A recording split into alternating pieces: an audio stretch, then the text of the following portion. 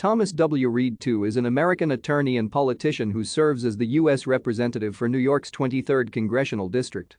A Republican, Reed first joined the U.S. House after winning a special election to replace Democrat Eric Massa in 2010. Reed previously served one term as the mayor of Corning, New York. Born in Joliet, Illinois, Reed grew up in Corning, New York, the youngest of 12 children. He received a BA degree in political science from Alfred University in 1993 and Juris Doctor from the Claude W. Pettit College of Law at Ohio Northern University in 1996.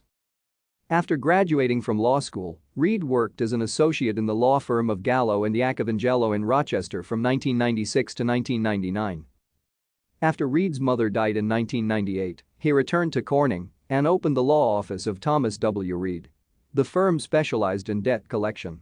After getting elected to Congress in 2010, Reed resisted congressional rules that required him to remove his name from the law firm. In 2014, the firm changed its name to RR Resource Recovery. Thank you for watching.